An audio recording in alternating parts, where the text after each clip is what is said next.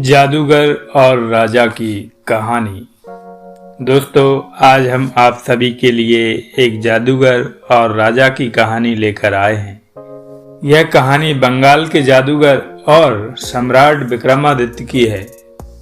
दोस्तों, यह बहुत मज़ेदार कहानी है, तो चलिए सुनते हैं बंगाल का जादूगर। सम्राट विक्रमादित्य के दरबार में बंगाल का एक बाजीगर आ पहुंचा।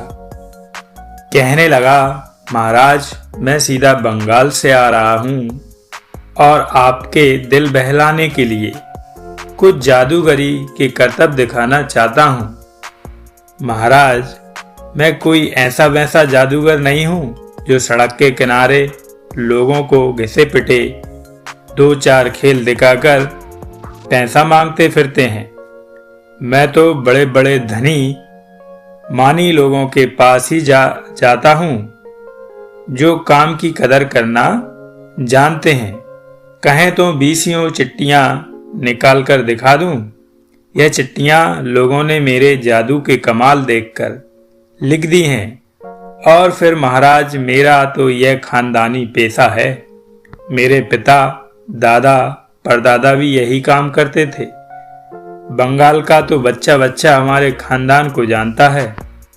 हुक्म दे तो शुरू करूं। और हुक्म के लिए महाराज के मुंह की ओर देखने लगा। इधर दरबारियों का हाल देखिए। उनकी बातें सुनकर सब उतावले हो रहे थे कि कब महाराज हुक्म दें और यह जादूगर अपने करतब दिखाना शुरू करे। महाराज क्षण भर तो चुप रहे, फिर कुछ सोचकर कहने लगे, अभी नहीं, इस वक्त हम कुछ जरूरी काम कर रहे हैं, परंतु हम तुम्हें निराश नहीं करेंगे। तुम्हें अपने कमाल दिखाने का मौका दिया जाएगा और अगर दरअसल तुमने कोई कमाल दिखाया तो हम तुम्हें खुश कर देंगे, खूब इनाम देंगे। अब तुम जाओ और कल ठीक इसी वक्त आ जाना। वक्त का ख्याल रखना, देखना कहीं देर करके मत आना, नहीं निराश लौटना पड़ेगा। बंगाली जादूगर ने सिर झुकाकर नमस्कार किया और यह कहता हुआ कि महाराज, कल ठीक इसी समय सेवा में हाजिर हो जाऊंगा। चल दिया। दूसरे दिन ठीक उसी समय, जिस समय जादूगर को आना चाहिए था, ड्योढ़ी पर हथियारों से लैस एक नौजवान आ पहुंचा। उसके साथ अत्यंत रूपवती स्त्री भी थी। उसने दरबान से कहा, मैं महाराज के पास जाना चाहता हूं। दरबार ने अंदर जाकर सम्राट से पूछा कि महाराज, बाहर हथियारों से लैस एक नौजवान और उसकी स्त्री खड़े हैं और आपसे मिलना चाहते हैं। हुक्म हो तो लाकर हाजिर करूं। महाराज सोचने लगे कि यह समय तो मैंने उस बंगाली जादूगर को दे रखा है, पर खैर अभी तक वह नहीं आया तो ना सही। अब जरा दरबारियों का हाल सुनिए। सबकी नजरें ड्योढ़ी की तरफ लगी हुई थीं कि कब जादूगर आए और तमाशा शुरू करे।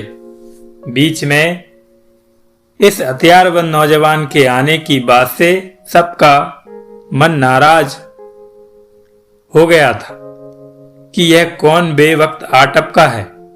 उधर रानीवास में भी पता लग चुका था कि कोई जादूगर आज अपना तमाशा दिखाएगा, इसलिए सारी रानियां और दासियां भी तमाशा देखने खिड़कियों में आ बैठी थीं।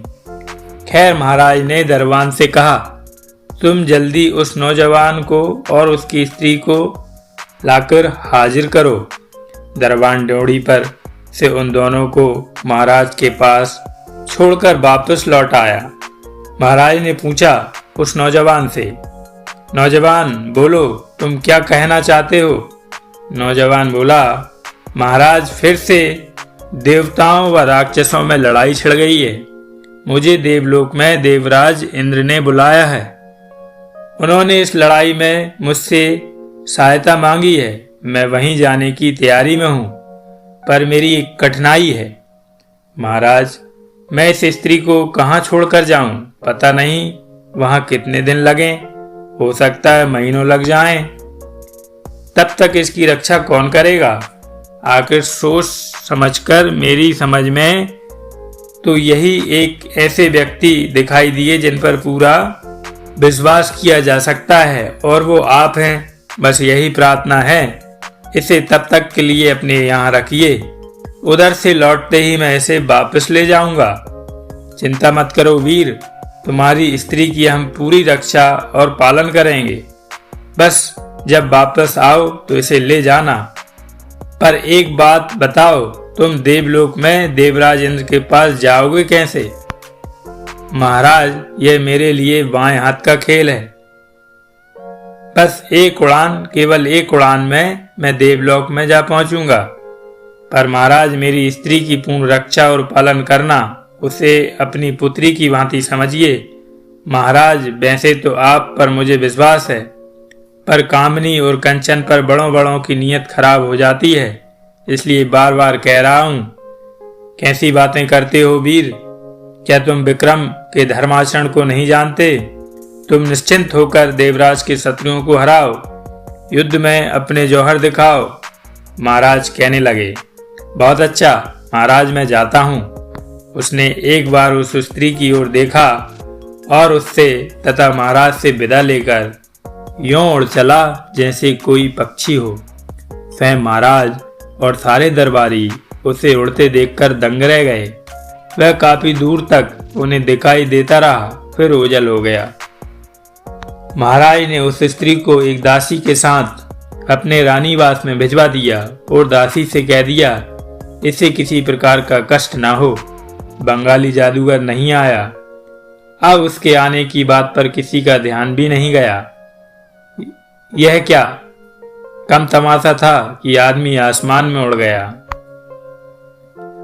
अब दूसरे दिन की बात सुनिए। आसमान में बिना बादलों के ही बड़े जोर जोर से धमाके होने लगे। महाराज विक्रम का दरबार तो लगा हुआ ही था। सब दरबारी और स्वयं महाराज भी आकाश की ओर देखने लगे कि बिन बादलों के यह गड़गड़ाहट कैसी। तभी महाराज ने कहा, कल जो वह नौजवान कह रहा था वह बात सच ही निकली। शायद देवताओं और राक्षसों में लड़ाई होने लगी है। यह तोपें चलने और गोले फटने जैसे धमाके लगातार होते रहे। थोड़ी देर बाद एक कटा हुआ बाजू पास ही आ गिरा। कुछ देर बाद टांगे और फिर सिर और धड़। जब सिर को देखा तो सब एक ही साथ कह उठे, यह तो उसी आदमी का सिर है जो कल अपनी स्त्री को यहाँ छोड़ गया था। बेचारा मारा गया। महाराज ने दासी के साथ उसकी स्त्री को कहला भेजा कि तेरा पति उस लड़ाई में मारा गया। उसका सिर, धड़ और दूसरे अंग अभी अभी यहाँ गिरे हैं। तुम आकर पहचान लो कि उसी के हैं या उससे मिलती जुलती शक्ल वाले किसी दूसरे के तो नहीं। स्त्री भीतर से आई। उसने कटे सिर को देखा तो जोर जोर से रोने लगी। यह उसी के पति का सिर था। फिर उसने महाराज से कहा कि वह सती हो जाएगी। अब महाराज उसे कैसे रोकते? उन दिनों पति के मरने पर सभी स्त्रियां सती हो जाती थीं। यह बड़ा पवित्र काम समझा जाता था। आखिर चिता बनाई गई और वह स्त्री अपने पति के सिर और दूसरे अंगों के साथ चिता पर बैठकर सती हो गई। अब तीसरे दिन की बात सुनिए। सम्राट का दरबार रोज की तरह लगा हुआ था। देखते क्या है कि आसमान से कोई आदमी उड़ता हुआ नीचे की तरफ आ रहा है। आते आते वह राज दरबार में उतर पड़ा।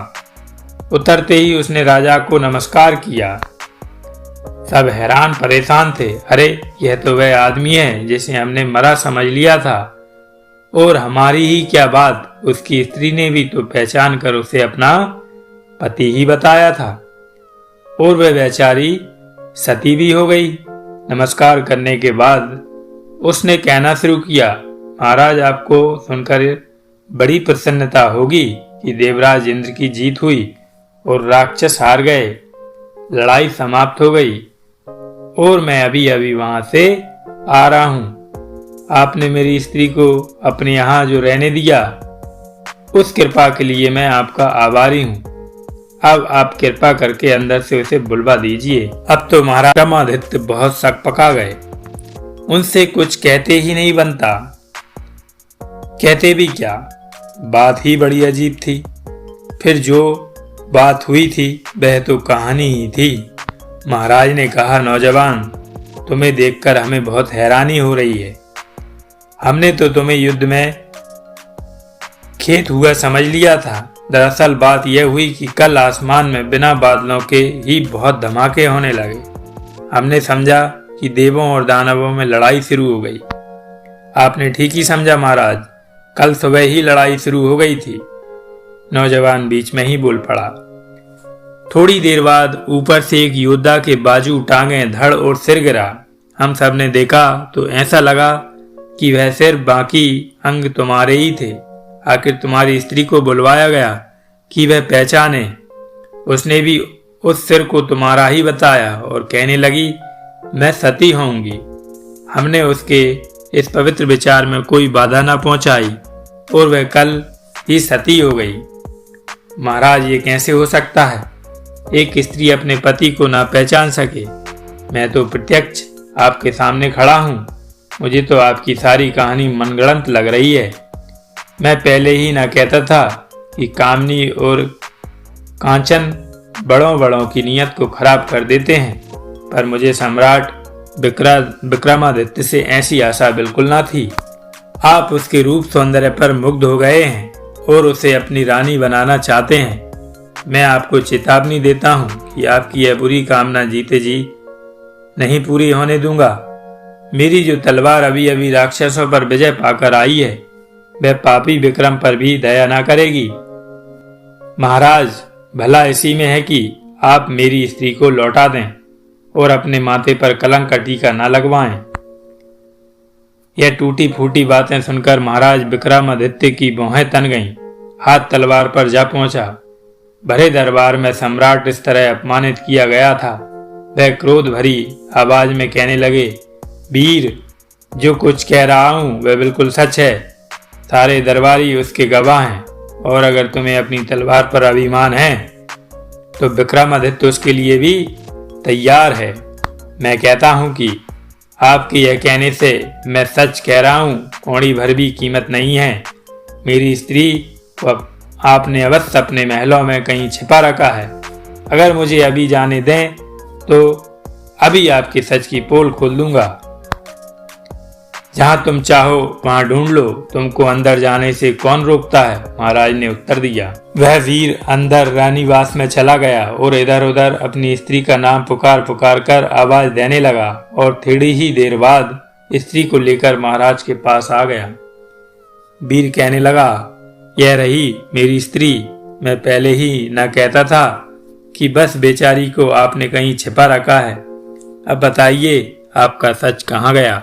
सम्राट विक्रमादित्य और सारे दरबारी आंखें फाड़ फाड़ कर उसकी ओर देख रहे थे। उन्हें अपनी आंखों पर विश्वास नहीं हो रहा था। वे सोच रहे थे कि कल जो कुछ हुआ था वह सच था या कि अभी जो कुछ आंखों के सामने देख रहे हैं वह सच है।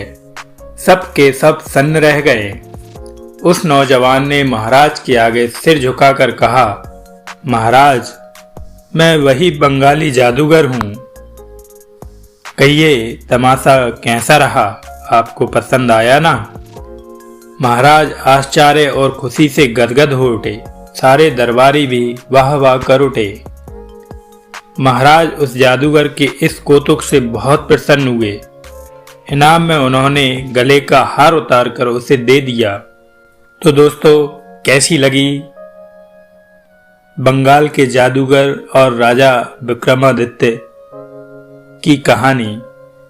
कमेंट्स करके कमेंट्स बॉक्स में जरूर बताएं। और अगर आपने हमारे चैनल को सब्सक्राइब नहीं किया है तो प्लीज़ चैनल को सब्सक्राइब कर लें और लाइक शेयर जरूर करें। हम आपके लिए खोज कर ऐसी ही कहानियाँ लाते रहें। धन्यवाद।